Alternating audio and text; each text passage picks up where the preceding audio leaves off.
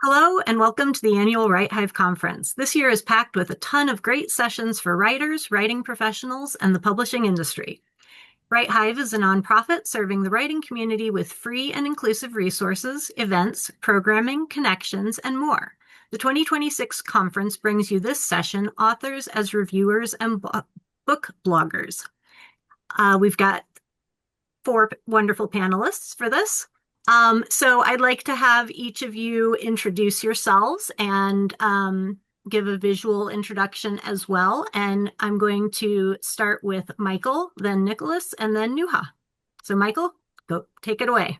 Sure. Hello, folks. I am Michael Vadney. I am the author of Crownfall, a noble dark fantasy. But for more importantly, for this discussion, I am also the host of the author adjacent blog, which I document my journey from hobbyist writer to professional author, primarily through talking with other writers about just nerding out about storytelling and the various things that we all go through for reviewing books, reading books, for writing books, and all of the gist that goes with it with the marketing and everything and publishing as well. As far as a physical description of myself, I'm just a guy here with glasses. I'm wearing a nice brown blazer and a blue t-shirt. And yeah, I'm not really sure what else to say. I have brown spiky hair. Very handsome guy. Oh, All thank you. Thank you, All right. Nicholas. Thank you, Michael. How about you, Nicholas? right, I am Nicholas W. Fuller. Let me get this physical description out of the way. I am a white dude with a big beard and a bald head and a green shirt on. There we go. Uh, yeah, Nicholas W. Fuller, my book Shattered that I'm going to hold right in front of the camera. That's my one book that's available right now. I am serializing another book on my Patreon. You can find out more about me at nicholaswfuller.com, but also I am one of the co-hosts of Nerdy Nebula podcast, very similar to my good friend Michael Vadney and his show. I get to nerd out with other authors and talk about the process, talk about the craft, the business, and learn a lot that way, which has been really wonderful for me. And occasionally, I'll maybe do a review sometimes, but not so much, you know? Like, I just enjoy having those discussions. But Awesome. Thank you. And how about you, Nuha? Hi, I'm Nuhaa Bardien. I am a South African Muslim woman author. I am a woman of color. I do wear hijab. I write romance. One of my romance books can be seen on the screen. It's actually my second novel, Better Once Than Never. I also have my first novel, Till This Night, and both of those are part of a series inspired by Shakespeare plays. And then I have a Christmas novella, which is just a little spin-off of this series. I mostly just review books on my page, Nuhaa Writes, and also on my other Instagram page, Nuhaa Makes, because I like to do so many other things other than writing. But I do love to talk to other authors and find out more about how they find the process and just kind of comparing the industry, especially between the traditional authors and self-published authors. Hello, my name is Sylvester Barzey. I am an award-winning horror author. I have written Camp Lanier and the Planet Dead series, and currently I do a lot of my blogging and reviewing on Substack and Instagram for the most part.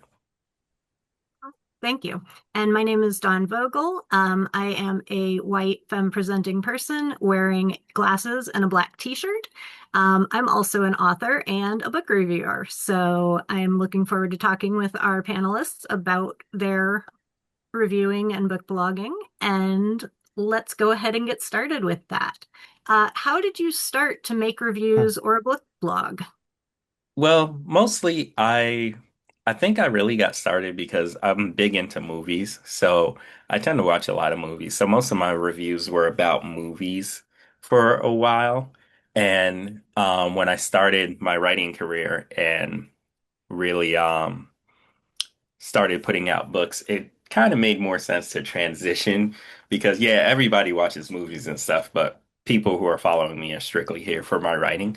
So I've been reviewing more books and things like that. For a while before then, I was reviewing comic books and stuff for like independent publishers. So that was pretty fun. But yeah, uh, like everything, horror movies.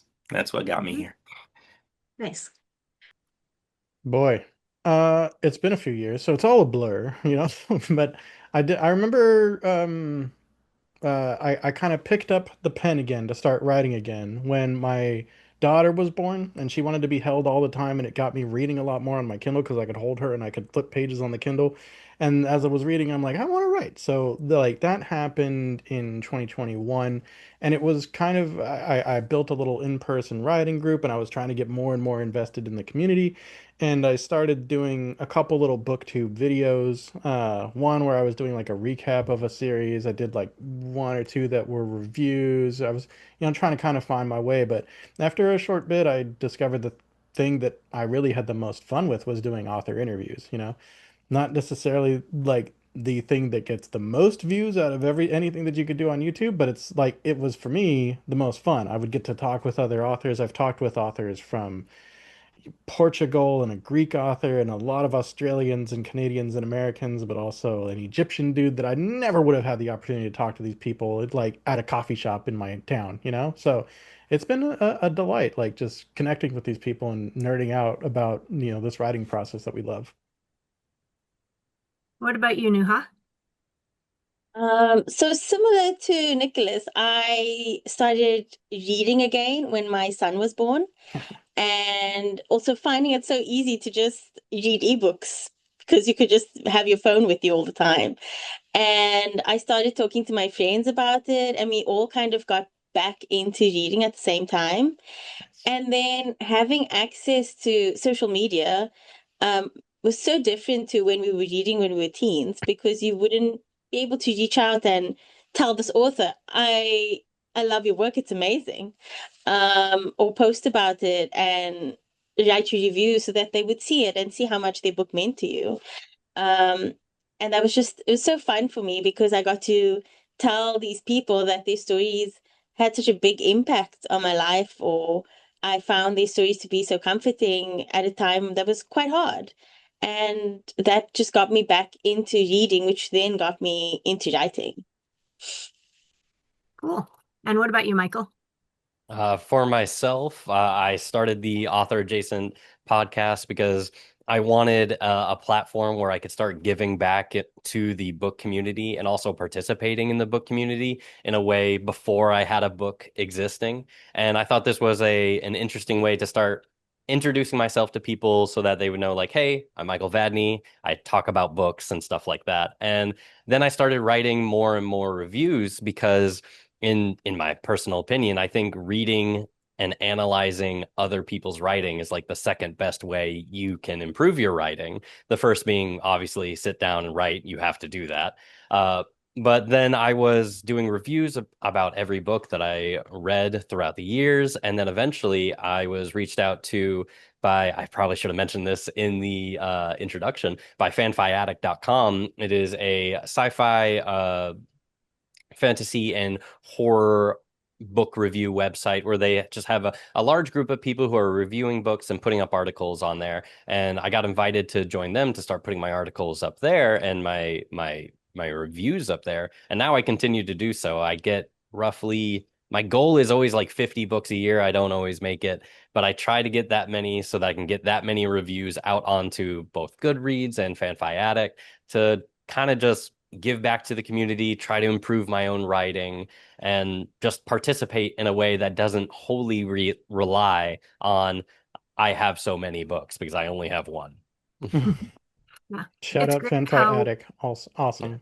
Yes. Yeah, I was going to say it's great how everybody's sort of all of your answers sort of involve the writing community as a whole because you're either reaching out to people to interview them, you're reaching out to authors to tell them that you loved what you read, you're getting involved in the bigger community, and I think that that's one of the really fabulous things about writers and community. It's just one of my favorite parts.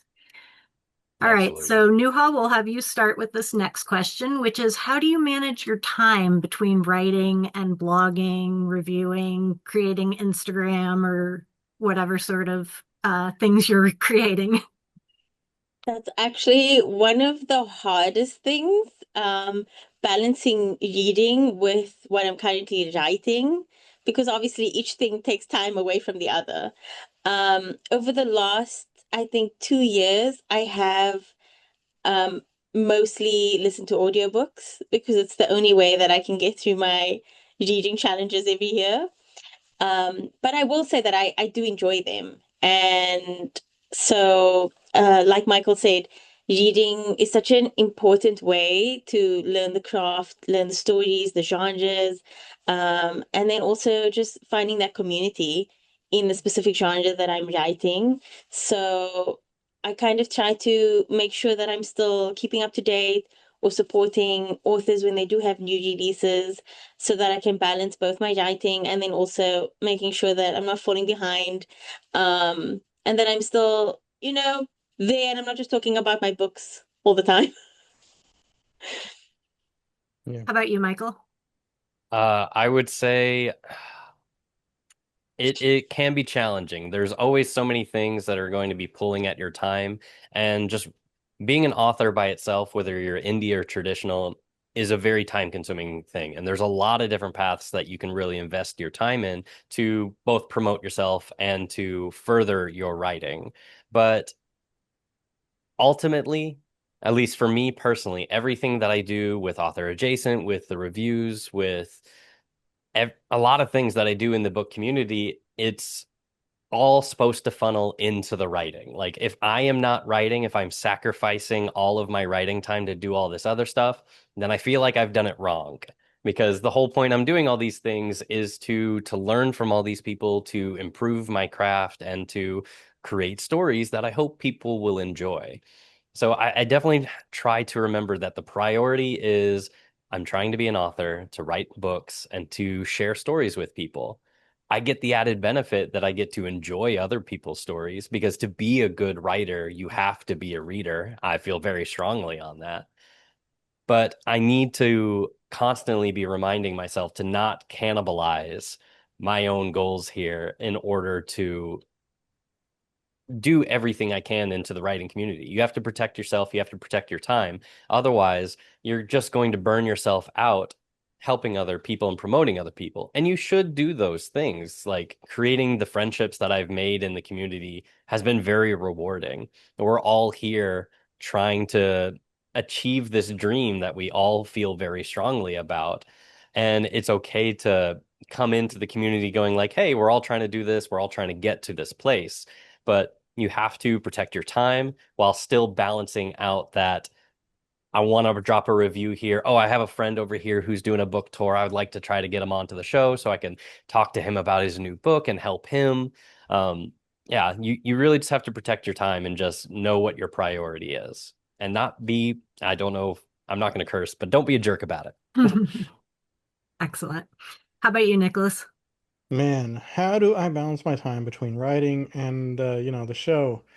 Badly. I do it badly. This is something that I've talked with Michael before about actually, and Michael's kind of mindset about it has been helpful. So I guess over time, like I have pulled a few things to figure out like what's working for me, and like the best case scenario is if I can like write in the morning, like first thing I'll be off at school, and if I can go to a coffee shop and write without getting deep into the distractions, that's gonna be helpful. I don't mind editing kind of later in the day, but also that's like, kind of again, as Michael was pointing out, that there are so many things you can spend your time on. Like there are times where I'm like, man, I want to do this and this and this and this and like edit the video, and it's like I need to give myself like this much time. I need to say this is the time that I have for editing, and when that time is over, I need to be done. Because I could, go and spend forever, but is it going to make a huge difference? Not really. I'm better served with that time doing a little bit more writing or spending a little bit more time with my kids or, spending some time with my wife, yeah, so it's you just somehow have to put limits and constraints and also pay attention to the times where you're able to do the work at the best because I think each of us like has a better, time of day or week or what it may be where we're able to do the different type of work. I am terrible at managing my time with anything. So, for the most part, every time I try and attack like my newsletter, I kind of make it massively big. Like I'm just like, oh, I need to send like three a day or not a day. That's crazy. That's 3 a week.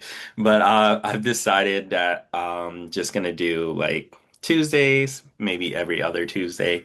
And for the most part, with the way Substack is built, I can do like little reviews for things that I watch in the notes, and then I can just take those, put them all together, and I can make a newsletter at some point based off of the topics that I've been doing. So I'm trying not to burn myself out. So I strictly just stay to Tuesdays every 2 weeks.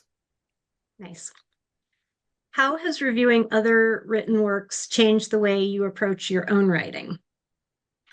Oh, it's always like a learning thing. So like I'll sit down and I'll read someone else's book and I'll be like, oh, I want to do this or I wish I could do that. I don't tend to like pick apart anyone's book. For the most part, my reviews, if they're book related, are normally like positive. I'm just bringing people books that I enjoy.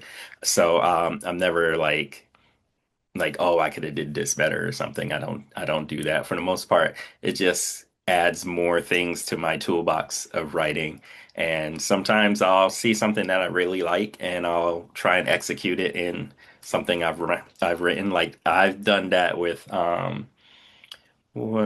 Grady Hendrix's Southern Vampires Southern Book Club's Guide to Vampires or Slaying. I don't know. It was long, but I did that with. He had a scene where someone was attacked by a trash can, and I read it and I was like, oh my God, this is amazing. I want to do that. And then I got the opportunity to write a short story, so I was like, now is the time. So yeah, I love just reading. So reading and bringing people things that I'm hyped up about is fun. Yeah, awesome. Oh, tremendously. Like I was saying earlier, the second best way to get better at writing is to read other people's writing intentionally. Like a lot of times when I'm reading a story and I take notes while I'm reading because it makes it easier for me to remember how I felt about Mhm. everything and to write my review later. But then those notes are super useful for my own reference for, you know what, I have this section of story that I'm writing that I'm trying to focus on narrative summary. Awesome. I'm going to go back to my review and my notes of P.L. Stewart's A Drowned Kingdom because he opens up with several chapters of narrative summary that were amazing and entertaining. So I'll remember that and reference my notes for that for when I'm trying to do a similar technique.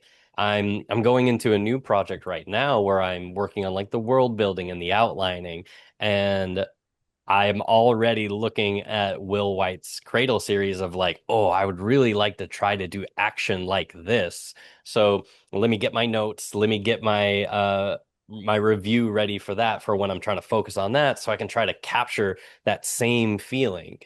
Because a lot of what you do, especially when you're early in writing, is you're trying to emulate your version of what other people have done, your inspirations. And then as you get further and further along the writing path, those things kind of collate into a more solid foundation of what is your style. And really, that all just comes from reading other people's stuff, going, holy cow, that was really cool. I loved how they pulled that off. And then trying to do your own version of that. Also, shout out to Nicholas, who suggested I read Cradle, and he was 100% right. Nice. All right, Nicholas, how about you? Yeah, kind of really similar to what Michael was saying. I wish I took better notes of like as I was going along. That's a genius idea. But yeah, whether like I'm posting the review or not, I'm definitely paying attention to what I'm reading, right? And I'm trying to pick apart like what's working and what's not working. And if it's not working, again, why? So that I can maybe not fall into the same trap. But there's definitely authors that I've read where I'm like, man, this person does this thing really well, and I want to learn from it and understand. So, as an example, Travis Baldree in Legends and Lattes, I think the way that he describes setting, especially, is like beautiful, and he doesn't spend very much time on it, but he paints the picture so well. His vocabulary is tremendous, and the way he uses it is brilliant. And I'm like, I know that that's a thing that I can learn from. So if I'm in a scene where I'm like, my setting description sucks here. I can crack that open. I can like think about how he's doing it because I definitely am finding, like whatever I read last is informing the writing that I'm doing. So kind of being intentional with that can be really helpful as I'm working through something a little challenging. Awesome. How about you, Nuha? Yeah, I wanted to say, to agree with Nicholas, sometimes I would be reading a book and I think, wow, I don't know how to write at all. And it's so amazing to see how an author takes the same kind of story beats. I mean, especially in romance, there's only like five stories that you can write, but how they take that and make it their own and change it. And it's just so fascinating to see that between different authors and learning from it and absorbing as much as I can. I also wish I took better notes. Like Michael, that sounds amazing. I probably should start doing that. Um, I usually get so immersed that I forget to take notes, and then I just write my review based on what I can remember and vibes. Yeah. Right. I will say for the note taking process, the thing that I have found that is easiest for me is I have WhatsApp on my phone and I have a voice to text recording. So I'll listen to audiobooks mostly. I'll do it on a morning walk or exercising or chores or whatever. I will stop the audiobook, switch to my WhatsApp, and either message my wife as a note to self or I'll message it to myself and just speak out loud what I'm thinking at the moment that this part of the story hit me. And then later I'll copy that to a Word document as my reference notes and such. But I have found that that is the easiest way to take notes on the go, especially if you're an audiobook listener like myself. It's a great tip. Thank you. Yeah, Of no, course. it's great the technology that we have available to us for things like that. I 100%. just wanted to add, the couple of books that you all mentioned, and I'm not sure if any of you have read the Locked Tomb series by Oh, I Tamsin have Muir. not. But it's a sci-fi sort of science fantasy series. There's necromancy, but they're in space. And Nice. in the second book, she pulls off this thing that I just like, I had to put the book down because it was so good how she pulled it off. And I was just like, I want to be able to do that someday. Yeah. All right. So moving on to our next question, and we'll start with Nicholas on this one. What are some of the benefits for an author to become a reviewer or book blogger? Man, great question. But I Maybe think just a that couple top ones. right. Yeah, yeah, yeah. No, I think the chief benefit is building an audience, you know? I think if you're working as a reviewer, especially if you're like early career or even before you've started putting out books, it's a great way to build an audience. I guess also engage with the community in a way that can be really helpful and positive. But I've seen a few people that have built significant audiences through reviewing, and now they're coming out with books and they're Mm. crushing like pre-sale numbers, crushing ARC reader numbers and like it's, kudos to them. Like it's a great way to do it. And the reviewing is specifically, I think, like the way to do that. If you're going to go about it, like do it through reviews, build a connection with an audience with you and like your opinion. The only thing I worry about with that is that you're also training the audience to be very critical, but I guess that's a little bit of a risk that you take, but maybe make your reviews leading up to your release especially glowing. But yeah, no, I think that's the biggest benefit right there. Nuha, what have you found that has been benefits for you? I would say yes, the community that it builds because the readers tend to want to also chat about the books that are maybe similar to that. It opens up the conversation around your book and your ideas and the things that you might be posting about. It kind of allows that communication to remain open between the readers and you as a reader, and then becoming an author with your readers. I think it's so great for them to see that you have maybe similar tastes in books or just the way that you kind of analyze them. might be similar, and that's so great to like talk about. And then when it comes to your own books, having them still be around because you've now built this community, it just helps so much, like Nicholas said, with building that and keeping it going. So that going forward, you've gained that little group of like followers and readers for your own work. How about you, Michael?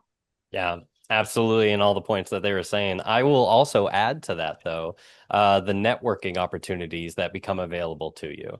Because when you become known as someone in the community as, hey, I review books, I will read a book and I will talk about it online, having other people talk about your book is the most powerful thing for an author, for spreading the word, for getting, not to sound like too economic about it, but for like getting sales and stuff like that. Mhm. I, Michael Vadney, can talk about Crownfall all day and night, and it will have some effect. But the more powerful thing is when other people talk about Crownfall. And the same will be true when you talk about other people's books.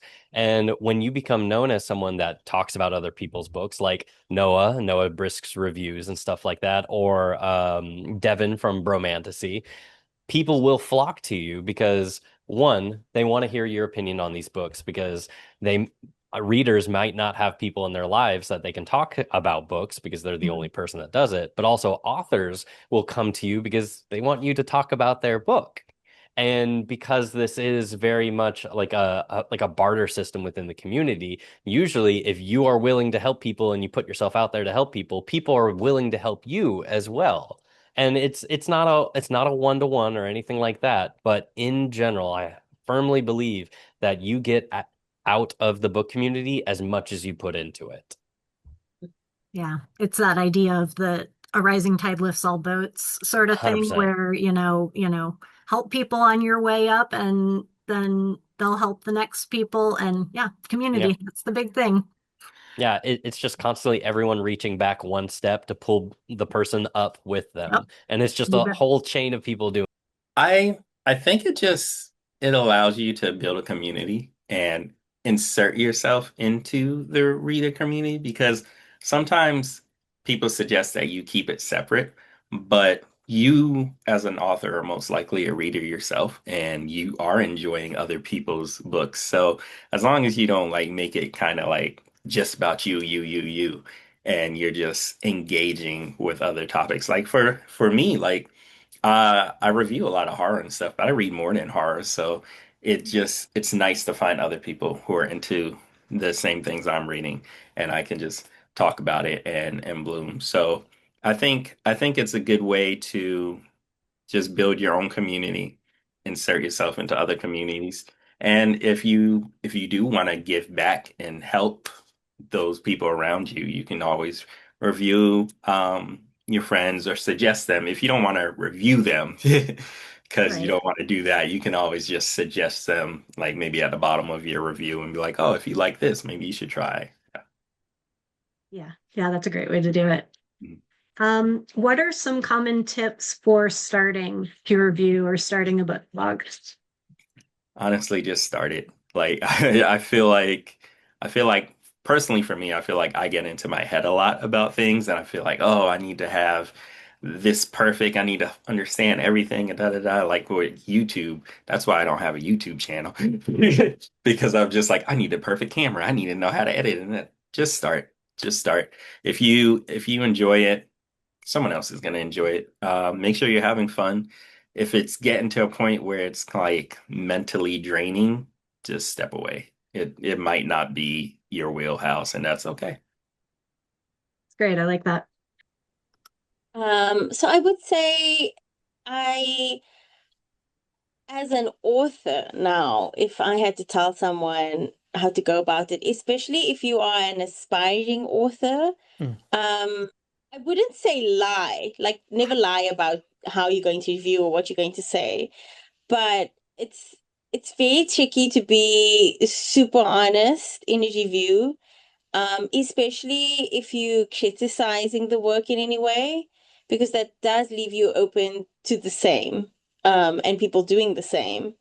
I fully believe that review spaces are for readers authors should not get involved as authors. Like I know so many incidents over the last few months where authors have gone into review and reader spaces and kind of defended their work and things, and that's a big no-no. I think that's so embarrassing. So I do think keeping it separate, but just remembering that, the author is still a person, and you can be honest and you can be critical, but you don't have to be mean. Um, and just being yourself, being very genuine, and kind of figuring out what books work for you, and not just sticking to chains, because it can make you burn out at some point if you're just reading what books are very popular right now versus what you might actually love. What about you, Michael? I would say the two greatest pieces of advice I could think of are one, try to start as small as you possibly can, because taking on doing reviews and blogging in general, no matter what form that you take on it, is going to be a lot. You're going to have to learn a lot. There's going to be a lot of things that you have to maintain for where you're posting your stuff, trying to get it on social media, where your review is going to go, what books are you going to review, and interacting with the community on those. So it is going to be taking on a lot. And again, you want to, as an author who is a reviewer, your goal is to be an author, and the reviewer is to support that. So when I started Author Adjacent, it was an audio only podcast, and I only put out episodes every 2 weeks. Now it's a video podcast, and I put up episodes every week, and sometimes twice a week, sometimes 3 times a week, depending on what it is. And then all the shorts and everything. It's grown a lot more beyond that, but that's because I started real small, figured out how I could handle that, and then once I felt that it was manageable, I took on another task, and then I took on another task. And then, what was the other point I was going to say? I lost it. If But you think I of will. it. Oh, no worries. But I will have to say I'll double down on what you were saying earlier too. Like you have to find this balance between criticizing your colleagues and leaving an honest review. My personal strategy for this is even if a book is not for me, there are people out there who would enjoy this book. So I try to find the thing that they would like about it. And I emphasize this is who this book is for. People who love world building and dragons, or this one is great for people who want like dark fantasy with a lot of grit and edge. It was too dark for me, but if you like dark things, this is great. So trying to find the positivity while you're criticizing other people's work is one, just helpful for your longevity. Oh, and I just remembered the second thing. Finding the thing that you actually enjoy doing. If you don't enjoy reviewing books, if you don't enjoy the books that you are reviewing, you're going to burn out. It's not going to be a process that's good for your own longevity. And you have to take care of yourself. This is a marathon, not a sprint. So make sure you're doing the things that you actually enjoy doing. Awesome. All right. And Nicholas, any tips that you have? Yeah. So, first of all, agree with everything they're saying, completely. I think that's a great way to do it too, is to try to figure out like who this book is for, who's going to like it, and pitch it that way, build on it that way. But the question was, tips for starting a book blog.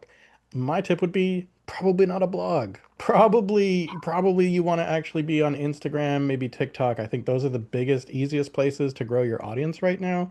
If you do that and you enjoy it, you can think about doing longer form on YouTube. I mean, you could do a book blog if the written word is really where you want to be. But like if the goal is to build an audience and connect with people, then TikTok and Instagram are going to be the easier bets, and where you're going to build an audience more. But yeah, that I think that part is key. But once you, however you're doing it, pay attention, I think, to other people in the space, people that you like that are doing something similar, and see what they're doing and what you can emulate, what you can learn from, and also like where those communities are.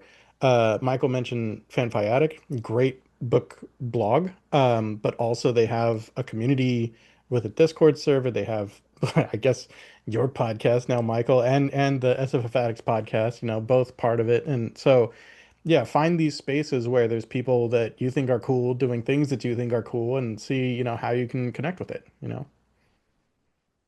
Yeah, I sometimes feel like I'm one of the few people that's actually still doing a blog, but I have not yet made the jump to doing short form video. It's just not yet. It's a I lot. get it. It Yeah. can be intimidating.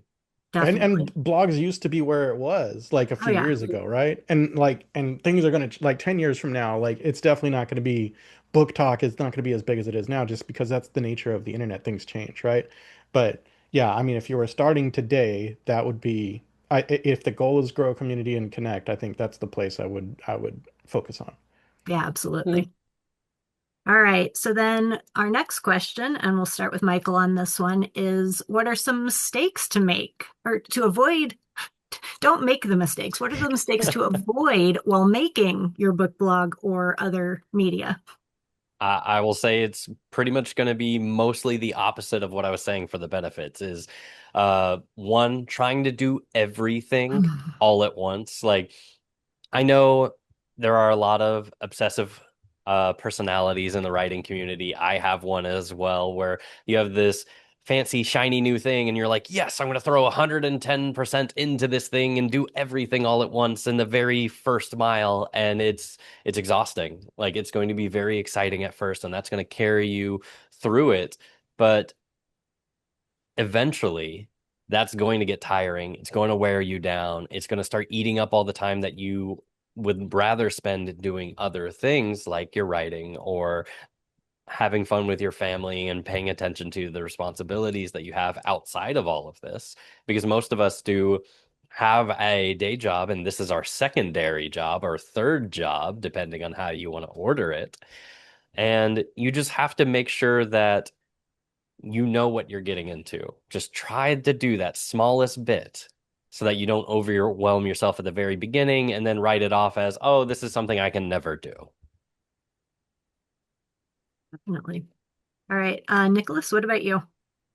Definitely agree with that. I think Michael's got great advice there. I guess um building on that, I'd say uh, you be as be communicate with people, be upfront, stick to your commitments, right?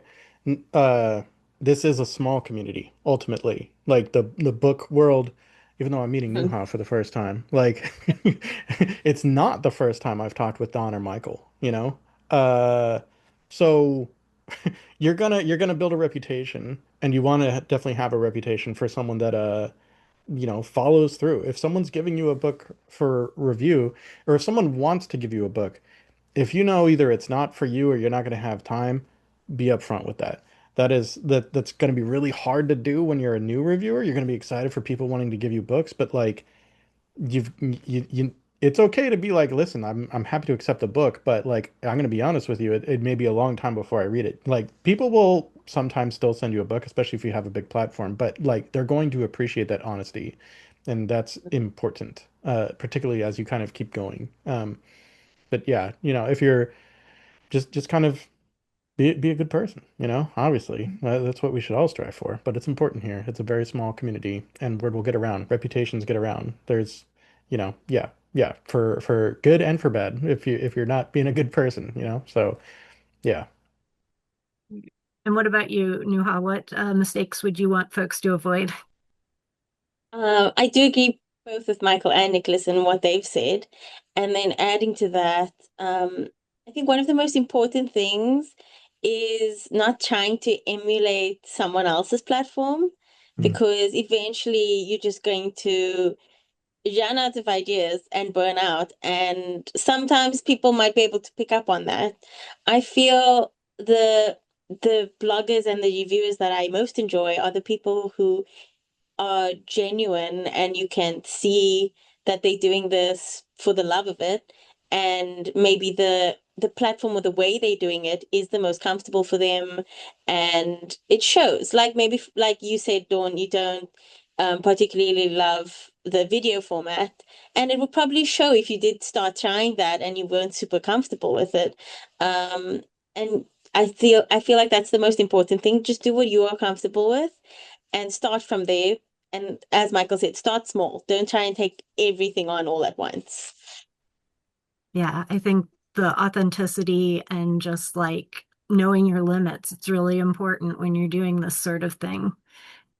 Okay, so I had a run-in with like it was a legal matter. Okay, so make sure whatever images you use, you can use them. Because I once got an email that was just like, if you don't pay us $5,000, we're gonna. I was like, oh, okay. Apparently, there's a company that goes around to just small blogs and tries to hustle them out of $800 because they'll lower it. They'll be like, oh, well, you can pay us 800 and not five. So just do your due diligence. Use like I use a lot of I I'm on Canva all the time. I do a lot of Canva things. So now my blogs incorporate Canva images and stuff. I don't feel like this really impacts like book reviews because there's nothing that you can really like, oh, steal. But movie reviews, definitely if you're like looking for a director's image, just make sure you got a free one. That's it. Yeah, I know a few people who have run into that same exact Yeah, issue it's so because creepy. it is. All right. So then our last question is, where can folks find you online? And is there anything you'd like to promote? Okay.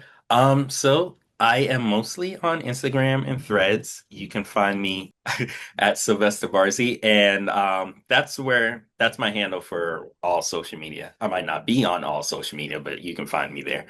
And you can find all my books at sylvesterbarzey.com. And right now, what I'm currently working on with my Substack is I'm basically in the process of writing a book, and I'm just taking the readers along with it. So they get like chapters every 2 weeks, and then like author's notes, and they find out how hard it is, how many times I cry in the shower, things like that. Okay, again, I'm Nicholas W. Fuller. That's my name, but also I put the W in there as an author because I'm the only Nicholas W. Fuller you're gonna find when you Google. So, you can look for me. The podcast is Nerdy Nebula Podcast. We've got some fun episodes, including kind of hyping up some releases from some friends. We talked with Michael when he was releasing, but like more recently, when this releases, we've recently talked with Adrian M. Gibson for Murder Most Fungal. We've talked with my co-host E.B. Steele for Rising Gale, and we're about to talk with MJ Kuhn for Kill Switch Protocol. So those are all pretty fun books. You should go check out those episodes. Again, Nerdy Nebula podcast on YouTube. But I'd also love it if you check out my writing. And the place where you can check that out is on Patreon. Again, Patreon, Nicholas W. Fuller. You can find it. And I'm serializing a really fun story. If you like kind of Star Wars like Firefly, like that gun up behind Michael, you like that sort of setting and that vibe, but then also want just a little bit of crazy, unhinged humor like Dungeon Crawler Carl, give my stuff a try. I think you're going to like it. Awesome. Nuha, what about you? Where can folks find you and what do you want to talk about? So I am Nuhaa Writes everywhere. And I'm not working on anything that I can talk about yet, Oh, but all three of my novels are available. If you are into romance and you are interested in some Shakespearean retellings without some dying, then my books are definitely for you. And my reviews and my writing journey and publishing and all of that is all on my Instagram. Excellent. Thank you. And last but not least, Michael. Hey folks, I'm Michael Vadney. The podcast is author adjacent. We got new episodes coming out every Friday and on occasional Mondays when I have more things to talk about. And you can also catch pretty much all of my reviews on FanFi Addict. They pretty much go up as soon as I'm done. And we are also over on Author Adjacent having Adrian M. Gibson on and MJ Kuhn on for their book tour. So yeah, we got them double all over the place. But as far as the book, it's Crownfall. It is a dark story with noble characters. Please do check it out. You can find me at Michael_Vadney at all of the socials or at michaelvadney.com. And you can find Author Adjacent on YouTube. Excellent. Thank you. And I'm Dawn Vogel. My website is historythatneverwas.com, and most of my socials are History Never Was due to character limits. I write a little bit of everything. I review all kinds of stuff, usually about every third Wednesday, I have a review up. So yeah, please check everybody's stuff out. And I want to say thank you to our panelists and thank you to our audience for watching our panel about authors as reviewers and book bloggers. If you're interested in more content similar to this topic, you can check out Book Reviewers Chat from the 2021 Write Hive Conference, Reading for Business versus Reading for Pleasure from the 2023 conference, and Using Nonfiction Venues to Help Promote Your Fiction Writing from the 2024 conference. All of those and more can be found on Write Hive's YouTube channel. Thanks again, and enjoy the rest of the Write Hive 2026 conference.